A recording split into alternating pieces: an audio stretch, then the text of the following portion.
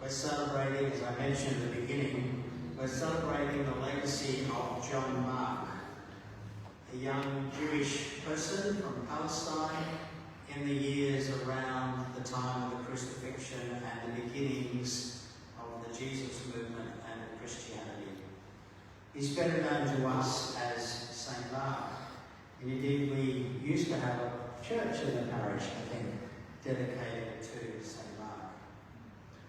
Mark is remembered and celebrated in thousands of churches, hospitals, health clinics, schools and colleges named after him.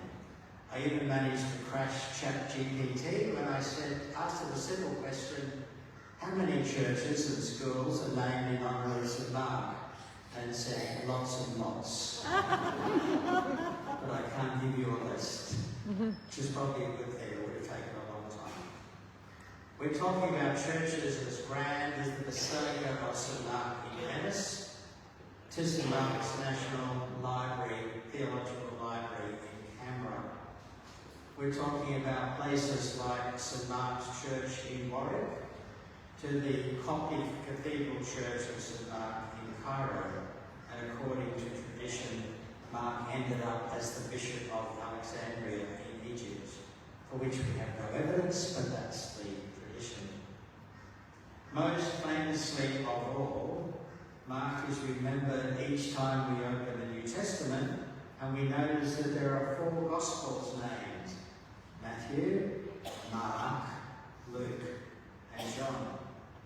And we read from the Gospel according to St. Mark just now. I wonder how closely you were listening to the Gospel as I read it for you. For the first time ever, I was kind of hoping you were not listening very closely, as it was a kind of weird passage that we heard. It's also kind of weird for me to say, I hope you weren't really listening when I read that passage from the Bible. Especially after I went to all the trouble to draw your attention to the Gospel. We carried the Gospel book down into the middle of the church, as we always do. We had candles and a cross. We sang special music as we carried the Gospel book.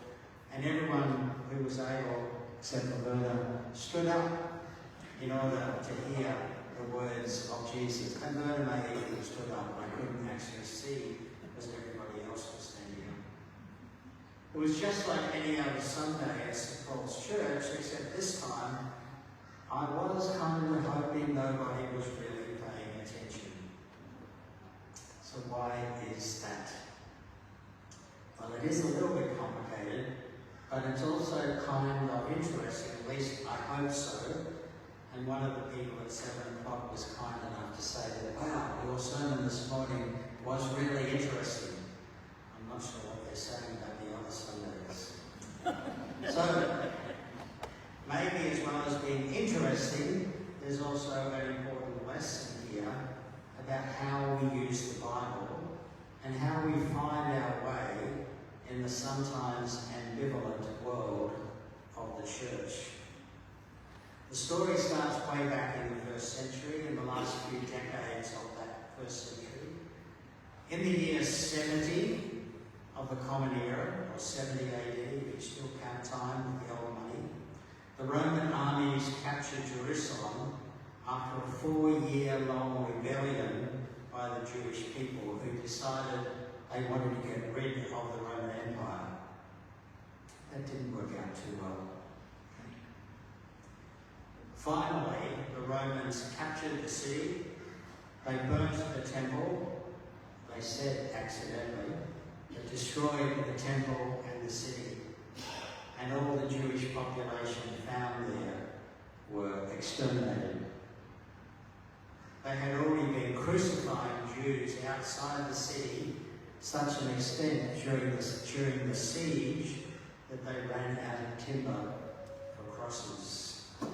But still, the war did not end immediately. It was only 4 years later, after the Romans had systematically captured every stronghold of the rebels, including the famous desert fortress of Masada, that the war ended. Masada, for Jewish people,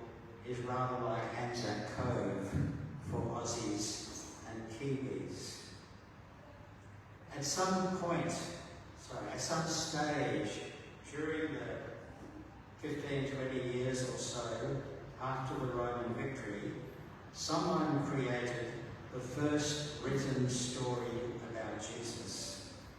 And we call that document the Gospel according to Mark. Which is ironic because Mark probably had nothing to do with it, but he's become famous as the person who wrote the first Gospel. Looks good on your CV. It was the first of the Gospels to be written, so far as we can tell, even though we don't know who wrote it, because like all of the Gospels, it is anonymous. The author, the collector, the evangelist is not the point.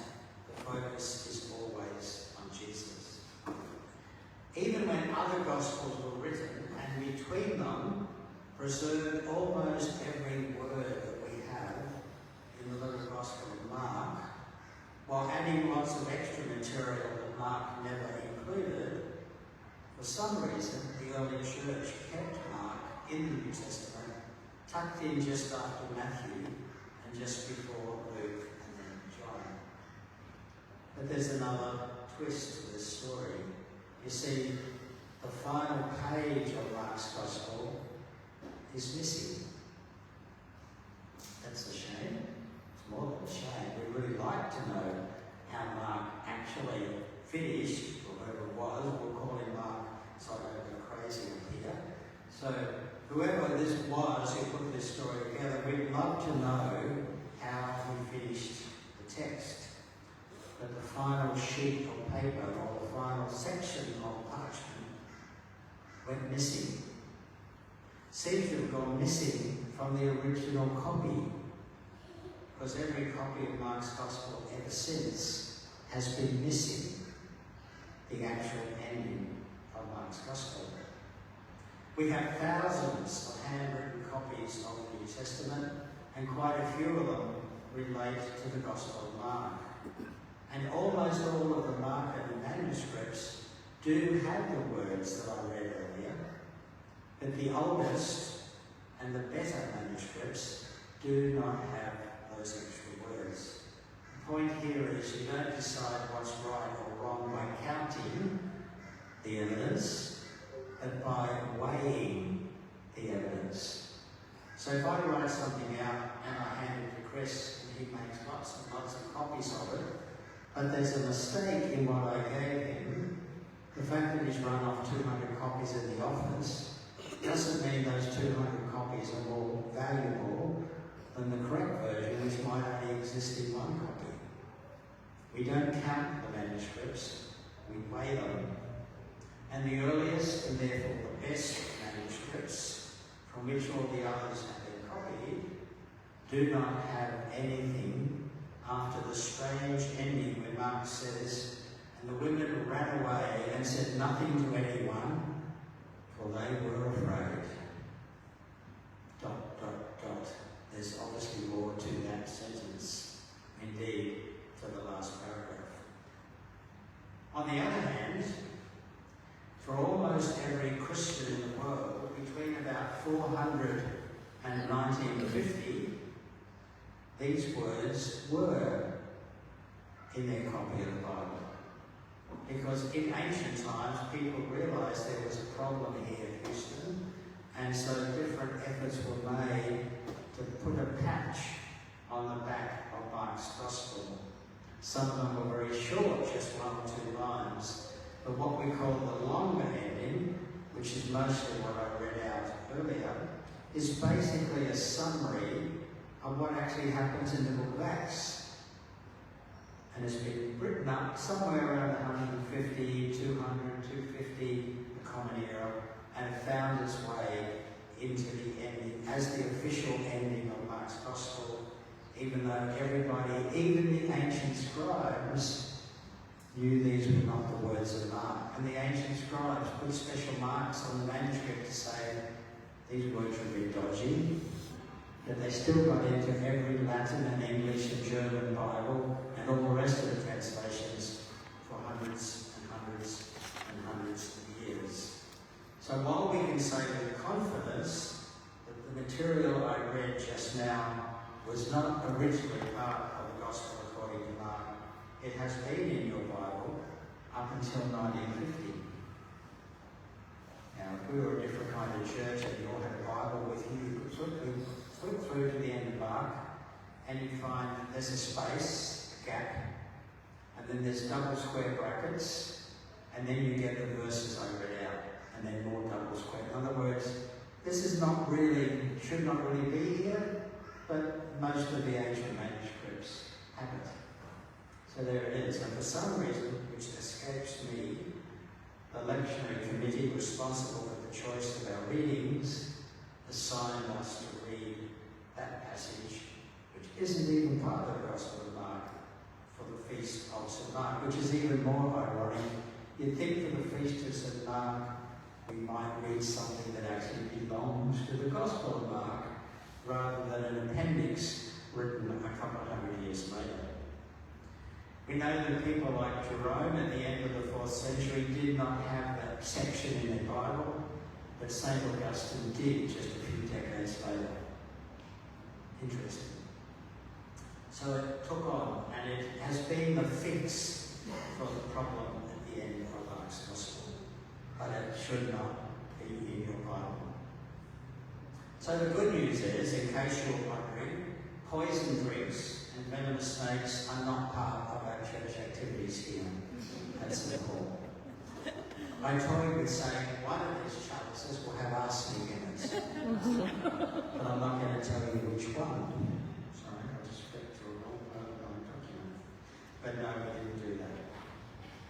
Truly, we didn't. Both chalices this morning are perfectly safe. Interestingly, although the church has valued this ending to Mark's Gospel, for the most part, we have totally ignored what it says, except for a small group of churches in the Appalachian district of the United States, and in Pole tells us a very small Pentecostal church in South Africa who still drink poison cups and handle poisonous snakes as a way of proving their faithfulness. I'm not sure how that goes with church growth. I do know that the Appalachian evangelical churches are constantly sending their pastors off to the hospital for special treatment to recover from snake bite. So I guess they weren't really spiritual enough to keep up the snake. So the good news is we're not into drinking poison and playing with snakes as part of our church activities. The bad news is we have to switch on our brains when we read the Bible. Actually, that's not just true of the Bible. It also applies to the prayers we say, the church services, the prayer books that we use, the hymns and songs that we sing. Believe it or not, it even applies to the sermons. We need to have our brains switched on. And that brings us to what I think is the really important spiritual question in this kind of a weird Sunday. The question of discernment. The children who we might be going to baptise shortly, and Annabelle, who we baptised last Sunday, and Carter, who were all baptised at 10:30 this morning, are learning how to become followers of Jesus. And they learn to do this by participating in the life of the church. You can no more become a Christian just by signing up for membership, and you become a footballer by joining the football club. You need to attend training. You need to get yourself on the roster of the players if you're going to be a footballer.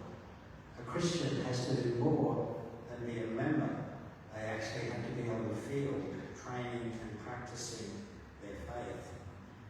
And they learn to do that by, as I said, by participating in the life of the church, seeing how we use the Bible, seeing the prayers and learning to love the prayers that we say as Anglicans, the songs that we sing, the sermons we hear, and the actions we take together in the wider community, such as the food ministry that happens here every Sunday afternoon.